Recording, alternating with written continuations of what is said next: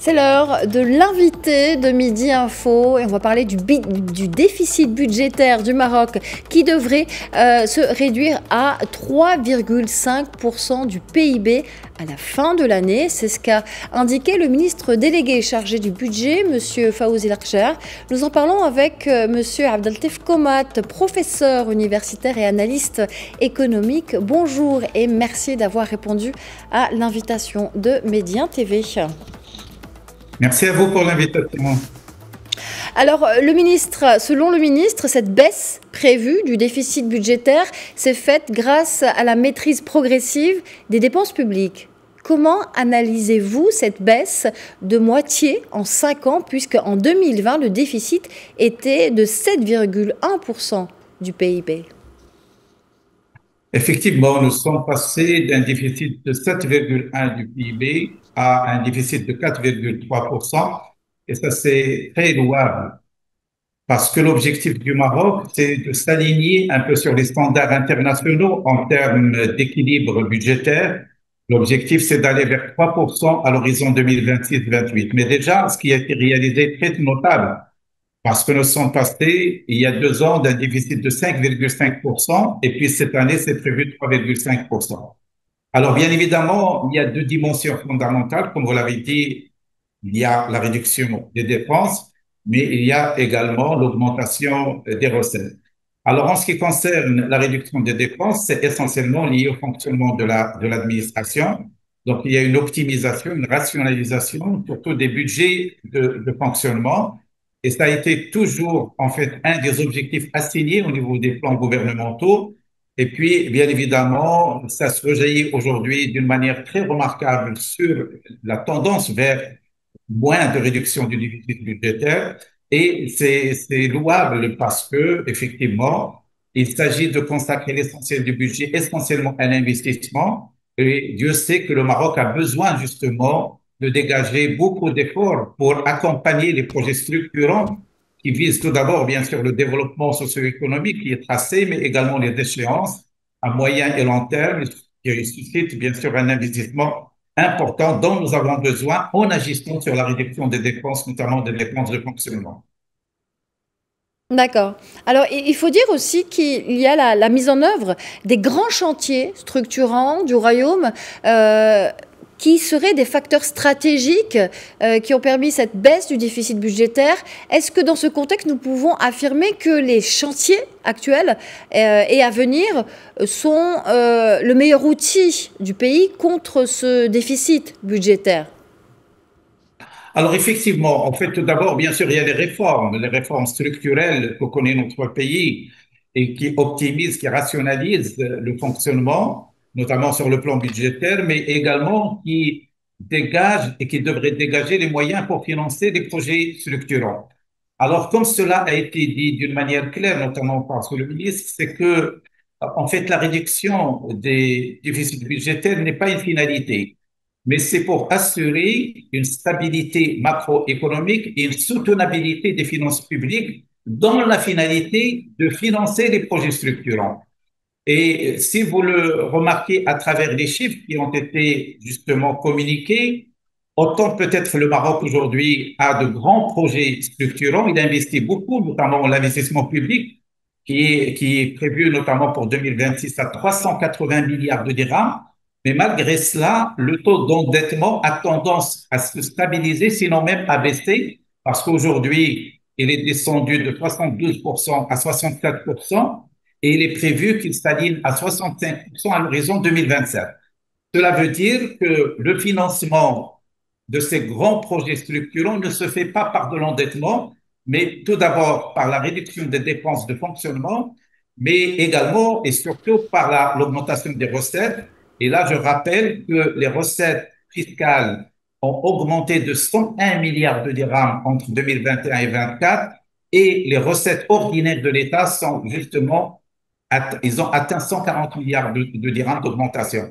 Donc, pour dire que sur le plan des finances publiques, le Maroc est fidèle à son image, à sa stature d'un bon élève, entre guillemets, qui a été toujours qualifié par les organisations financières internationales de bon élève parce qu'il s'aligne sur les standards macroéconomiques et cela lui donne une bonne position en termes de négociation en termes de possibilité de contracter des prêts dans des conditions très, très favorables.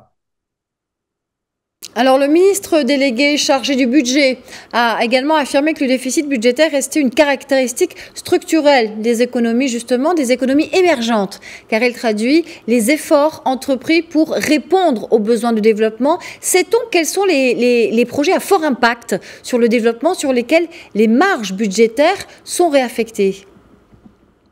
Alors, en fait, le déficit budgétaire est une caractéristique des pays émergents parce que qu'est-ce qu'on entend par un pays émergent? Il s'agit d'un pays qui est en train, en fait, de passer de stature de pays en développement vers pays émergent pour aller vers le développement. Et l'émergence suppose des investissements énormes en termes d'infrastructure, en termes d'industrialisation, en termes de formation de compétences, en termes d'innovation. Alors, il se trouve que, et ça c'est une bonne chose pour le Maroc, nous sommes, et d'ailleurs ça a été qualifié par Sa Majesté, un pays en pleine émergence, parce qu'effectivement la dynamique est là, mais malgré cela, en fait, le déficit budgétaire et l'endettement n'ont pas tendance à augmenter. Au contraire, ils se stabilisent et bien plus, ils se réduisent. Et donc ça donne bien sûr au gouvernement une marge de manœuvre pour financer les projets. Et vous savez que le Maroc a aujourd'hui dans le pipe des grands projets d'investissement, aussi bien au niveau infrastructurel que au niveau des grands projets accompagnant la nouvelle orientation de l'économie en termes de développement durable, en termes de dessalement des eaux, donc en termes d'énergie renouvelable. Donc tout cela suscite des investissements dont nous avons besoin en fait d'un effort pour les dégager à travers l'optimisation et la rationalisation des budgets de l'État. Parallèlement au déficit budgétaire, le taux d'endettement public a reculé entre 2020 et 2024 pour s'établir à 67,7% du PIB. Quelle est la corrélation ici? Les efforts réalisés pour réduire le déficit budgétaire ont-ils permis au taux d'endettement de s'alléger? Et si oui, comment? Alors, bien évidemment, il y a un lien. Bon, tout d'abord, il faut rappeler que le taux d'endettement du Maroc à 67% reste un taux très correct par rapport à la situation d'une manière générale des pays émergents et des pays en voie de développement, et même des pays développés qui ont parfois des taux d'endettement jusqu'à 120% de leur PIB. C'était le cas du Maroc il y a 30-40 ans au moment de l'ajustement structurel, mais depuis le Maroc est entré dans une politique de soutenabilité de ses finances. Il a toujours respecté les indicateurs macroéconomiques, à savoir l'inflation, le taux d'endettement, les réserves de change, etc. Aujourd'hui, nous sommes dans un standard de 67%. Et bien évidemment, le lien existe entre l'optimisation ou le déficit du budget et l'endettement, parce que autant nous avons un déficit budgétaire croissant, autant nous recourons à l'endettement comme solution pour financer l'économie, financer les dépenses d'investissement et de fonctionnement. Et autant, bien sûr, le déficit est réduit, autant le recours à l'endettement est bien évidemment baisse. Et c'est ce qui arrive au Maroc parce que nous sommes en phase de décroissance du déficit budgétaire et bien évidemment, le taux d'endettement aujourd'hui reste stabilisé. Alors, bien évidemment, cela n'empêche pas que le Maroc aujourd'hui a une possibilité de recourir à l'endettement en cas de besoin. Et donc, vous savez qu'il y a des lignes de liquidité de précaution qui sont ouvertes, notamment par le Fonds monétaire international au Maroc, pour contracter des prêts à tout moment à des conditions très avantageuses. Et cela vient de l'image et de la crédibilité de notre pays. Et donc, bien évidemment, il y a une corrélation entre toutes ces composantes. La finalité, c'est la soutenabilité des finances publiques et bien sûr la capacité justement de financer les projets de développement et également de ne pas surcharger le citoyen marocain, tout d'abord par une inflation galopante, mais également par un endettement qui serait dû par les générations futures. Et là, sur ce plan-là, le Maroc est un pays responsable qui a toujours veillé au respect des grands équilibres, qu'ils soient économiques, financiers ou sociaux. Alors, on va continuer de parler des grands équilibres avec cette dernière question. Professeur Komat, le gouvernement vise un déficit budgétaire de 3% du PIB pour la période 2026-2028. Que doit faire le Maroc pour y parvenir? Alors, en fait, tout d'abord, c'est un objectif louable parce qu'avec les 3%, nous sommes dans les standards, notamment par exemple de l'Union européenne. Vous savez qu'il y a en fait des règles universelles qui appellent un respect d'un taux d'endettement déterminé et d'un déficit budgétaire qu'il ne faut pas dépasser, qui est en fait au niveau, je dirais, au moins de l'Union européenne de 3%. Donc, si nous sommes à 3%, nous sommes dans les standards les plus avancés au niveau international.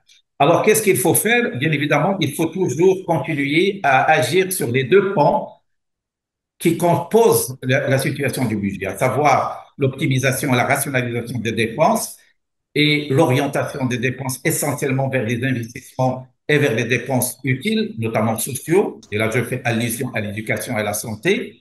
Et là, on l'a remarqué avec le projet de budget de 2026, qui a prévu 140 milliards de dirhams pour la santé et l'éducation, avec un budget record pour la santé de 42 milliards de dirhams. C'est la première fois au Maroc, nous avons un budget autant élevé pour la santé. Donc ça, bien sûr, ce sont des dépenses utiles, pertinentes qu'il faut maintenir, mais également, il faut agir sur la rentabilité, ou plutôt le rendement de l'investissement public. Donc, le Maroc investit beaucoup au niveau de l'investissement public, mais peut-être le retour sur investissement reste à améliorer. Donc, ça, c'est le premier volet. Le deuxième volet, c'est de continuer à agir au niveau des recettes. Et il faut dire que lorsqu'on parle des recettes, ce n'est pas forcément une augmentation des impôts, mais c'est l'équité et la justice en matière de prélèvement des impôts à travers l'élargissement de l'assiette fiscale et d'aller vers plus de justice. Et donc, je crois que les résultats ils sont là parce que, comme j'ai dit tout à l'heure, plus de 100 milliards de dirhams de plus recettes fiscales entre 2021 et 2024. Alors, il va falloir continuer, certainement pas dans le même élan, mais il y a encore des marges de manœuvre. Et bien évidemment, tout cela devrait se faire sans toucher, bien sûr, la compétitivité de nos entreprises et en préservant, bien sûr, le pouvoir d'achat et, bien sûr, la situation sociale des citoyens marocains.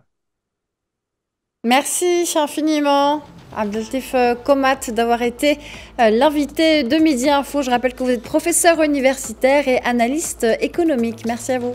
Merci à vous, Nadia. Merci. À la prochaine.